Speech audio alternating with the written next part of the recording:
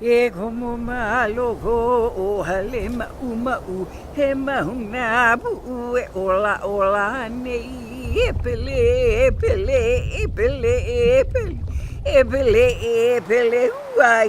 huaina ku bau hama I o galani ani bau hama I o galani ani bau hama I o galani ani.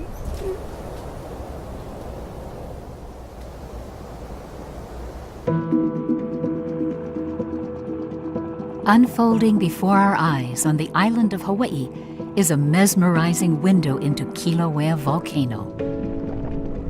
When Mark Twain witnessed a Kilauea lava lake in 1866, he remarked that the sight fascinated the eye with its unapproachable splendor. But the story of this lava lake is more than splendor. Kilauea, this volcano, in general, is a very sacred place.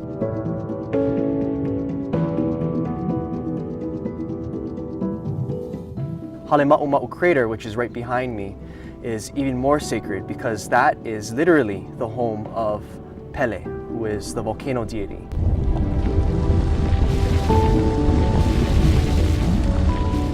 Kilauea has long been known to be a marvelous natural laboratory for the study of volcanoes because it is frequently active and very accessible.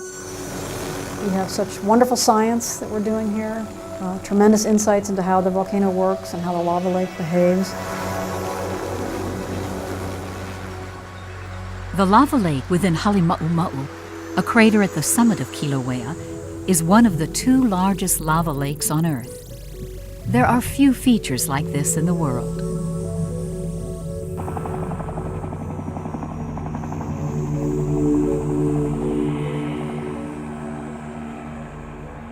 The island of Hawaii is formed by 5 overlapping volcanoes, with the youngest, Kilauea, to the southeast.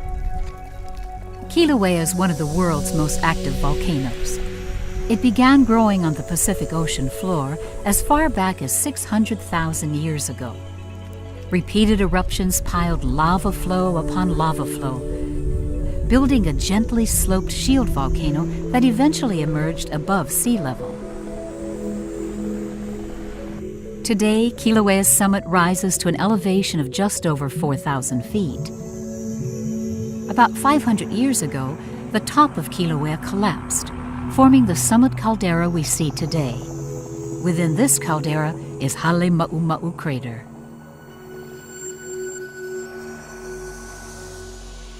For centuries, Hawaiians chronicled an intimate oral history of Kilauea through chants. Written records began with the arrival of missionaries in 1823.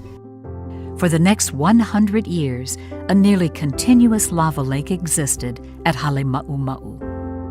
Its eruptions were a tremendous draw for visitors. When geologist Thomas Jaggar first came to Kilauea in 1909, he deemed it the ideal site for the systematic study of volcanic activity. In 1912, he established the Hawaiian Volcano Observatory. 4 years later, the national park was created.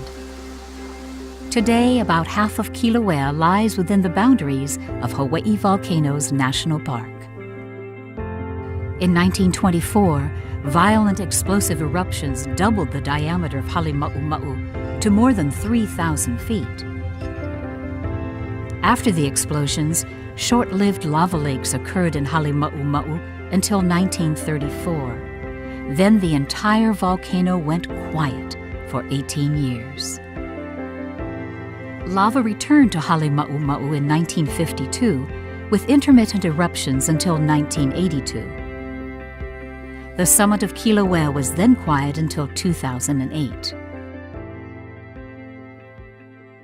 And by mid-January, the values of sulfur dioxide emissions from Kilauea's summit caldera were higher than we'd seen them in over 20 years. And the numbers kept going up. And the chemistry, the overall chemistry of those gases had changed dramatically. That's when we really knew that something was up. At 2:58 a.m. on March 19, 2008, Halemaumau awoke with an explosion. It was exciting. This explosion damaged the national park overlook and ejected rocks large enough to have caused serious injury or death had anyone been on the rim or trail. The next morning, as U.S. Geological Survey scientists drove toward the crater, the crunching of rocky debris beneath the vehicle's tires was one of the first clues that something big had happened. After the explosion, a hole or vent more than 100 feet wide could be seen in the crater wall. Nighttime glow from this vent meant that lava was just below the surface. Over the next few months, the lava level slowly rose higher and the vent grew wider. Views got better and better. Eventually, a lake of molten lava within the vent could be seen from the rim of Halemaumau. In 2015, the lake rose high enough that lava briefly spilled onto the floor of Halemaumau for the first time during the eruption. Today, lava spattering on the lake's surface is occasionally visible from the national park's Jaggar Museum overlook. Millions of visitors have, like Mark Twain, witnessed the splendor of an active lava lake.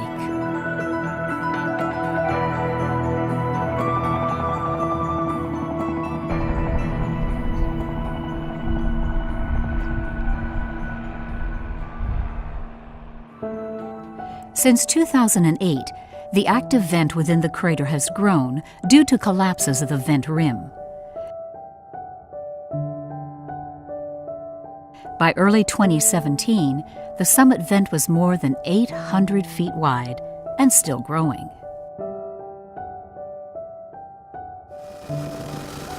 Today, the lava lake at the summit of Kilauea is one of 2 ongoing eruptions at the volcano. The other active vent is on Kilauea's East Rift Zone, which has been erupting nearly non-stop since 1983. This is not the first time 2 vents have erupted on Kilauea at the same time. But the duration of these 2 active vents is unmatched in recorded history. Since 1983, the ongoing East Rift Zone eruption has covered more than 54 square miles with lava flows and has destroyed more than 200 structures, including scores of homes. The continuous monitoring of Hawaiian volcanoes that was begun by Jaggar in 1912 continues today. One of the fabulous opportunities we have right now because of an ongoing simultaneous eruption along Kilauea's East Rift Zone and the summit is to look at this connection between the summit and East Rift Zone, the magmatic plumbing connection. For everyone at HVO, is it an unparalleled opportunity to study the hydraulics of the eruption, of how Kilauea works. It gives us a window into the magma chamber here. Ika nana noa ike is a Hawaiian proverb that means, by observing, one learns. And that's certainly the case for USGS Hawaiian Volcano Observatory scientists. Observing the physical processes on Kilauea, combined with today's sophisticated monitoring instruments, helps USGS scientists develop a more complete picture of how volcanoes work. This is a situation where we actually have a large lava lake that's easy to get to, so it's really probably one of the best research opportunities on Earth for understanding lava lake activity. Many questions about Kīlauea Volcano's summit eruption are being answered through careful field studies and lab analyses.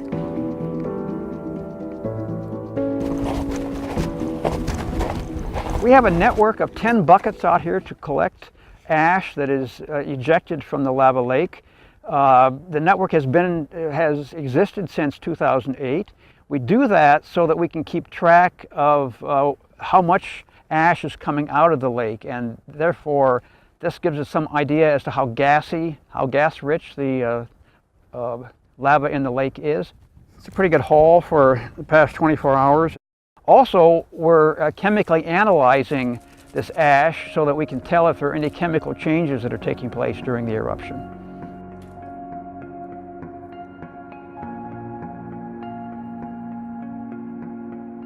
gas emitted from the summit vent can tell us a lot about what's happening inside the volcano.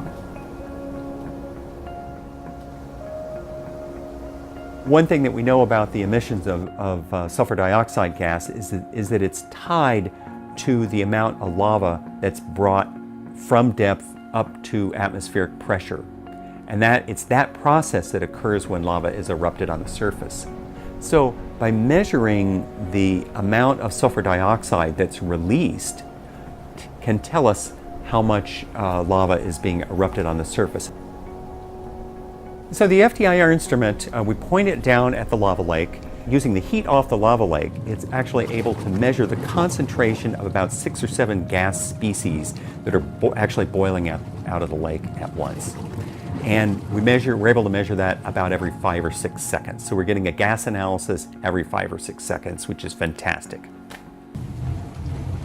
Kilauea emits more sulfur dioxide than the largest coal-burning power plant in the U.S. These emissions produce volcanic air pollution, known in Hawaii as VOG. Since 2008, the overall gas emissions from Kilauea essentially tripled. It's a tremendous amount of gas. All of that gas, the sulfur dioxide, irritating sulfur dioxide gas, and the sulfuric acid mist are carried downwind to communities at the southern end of the island, and then the wind patterns carry those emissions up the Kona coast, where they affect people's lives in that area.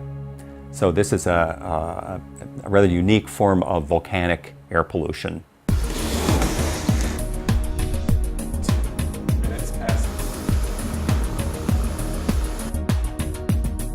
One spectacular feature of the eruption is Pele's hair, delicate strands of volcanic glass that carpet the ground downwind of the lava lake.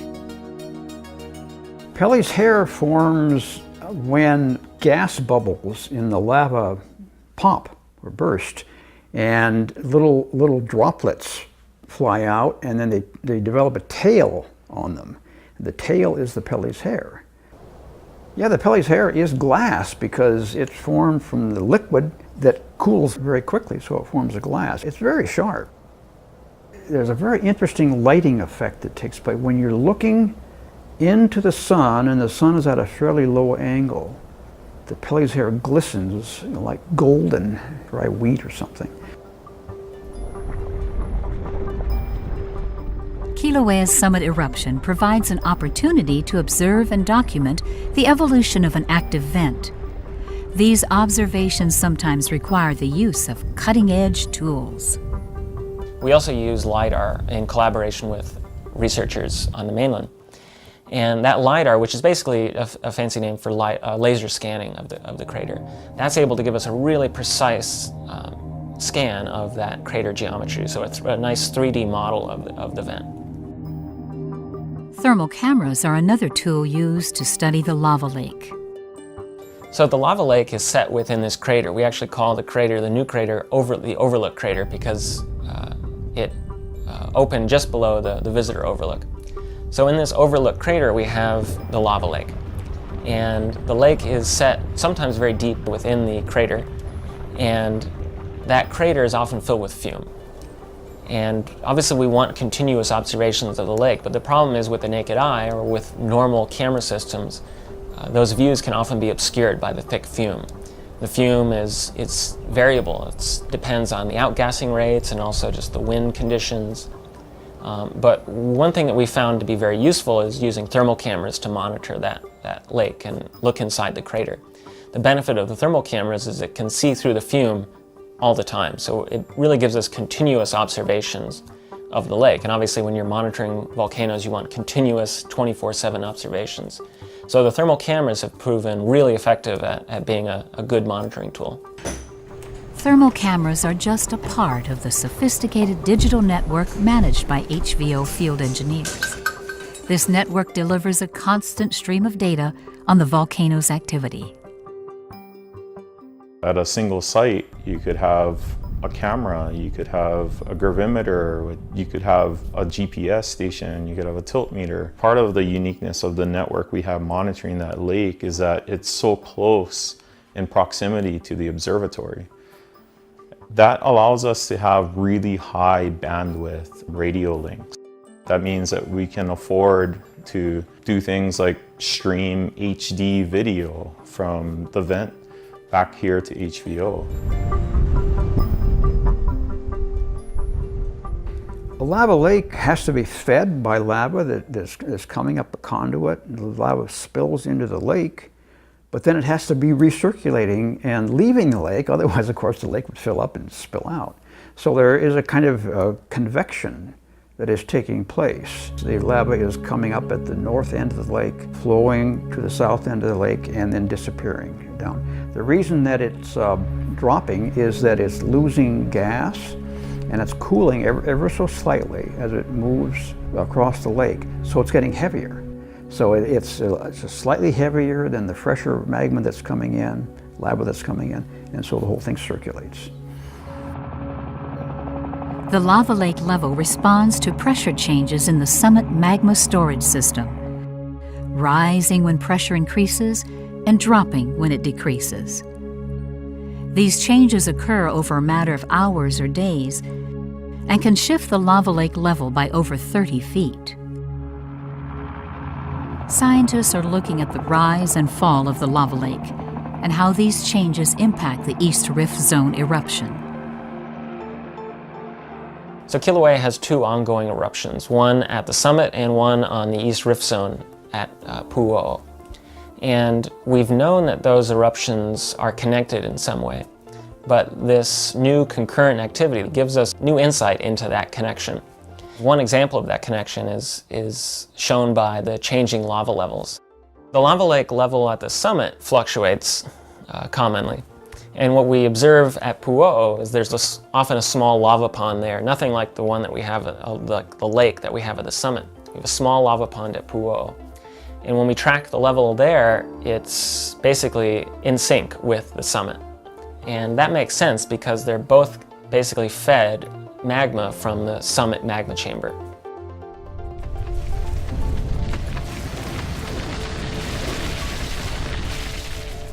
Explosive events have occurred throughout this eruption. Why they occur was initially a matter of speculation, but new tools have shed light on their cause. One of the interesting things about this eruption, and was a bit puzzling at first, is that we've had a handful of these small explosive events. These explosions have thrown volcanic bombs around the vent. So obviously it's not an area that you'd want to be when these explosions occurred. And there was a debate. There were actually several theories proposed. But what we were able to determine based on geologic observations and also installing high-res cameras around the vent to look in the vent is that we were able to determine that these explosions from the lake were actually triggered by large collapses of rock from the crater walls that were impacting the lake. And the lake is very gas-rich, so it's very frothy. And when those when the rocks impacted the lake, then they triggered these explosions.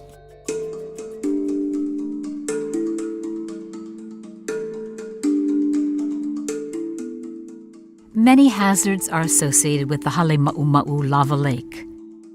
Because of the ongoing hazards, both from gas emission and potential ballistic impact at the rim, HVO scientists who go into the area to conduct observations and make measurements follow a series of protocols that we've established through dialogue internally, including wearing hard hats, always having a half-face respirator around your neck to help you get out of a high gas concentration area, and also, where possible, wearing fireproof or fire-resistant clothing.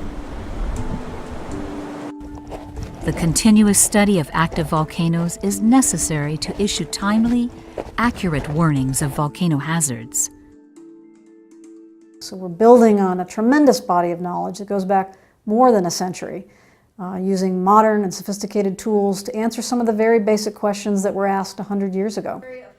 One of the important missions of the Hawaiian Volcano Observatory is to investigate and research volcanic processes, really to better understand how volcanoes work. And with that understanding, we can do a better job of advising about the nature and extent of hazards. All of this, in effect, is to help people live safely with volcanoes, which we must do, especially here in the state of Hawaii, where we live on volcanoes.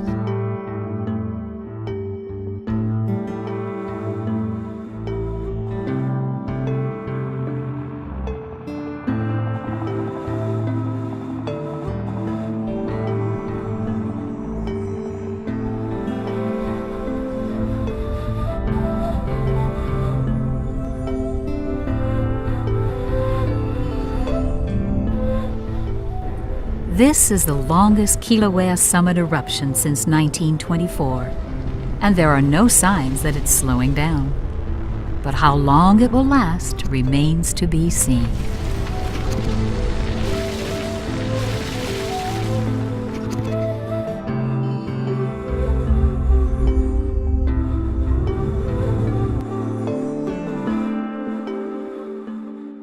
There's something about lava that just inspires curiosity in humans. There's so many mysteries surrounding these volcanoes. There's so much we don't understand yet about how and why they work. This is like peering back to the beginning of Earth. The opening up of a second vent at Kilauea was very rare, and the fact that it lasted so long is unprecedented in Kilauea's known history anyway.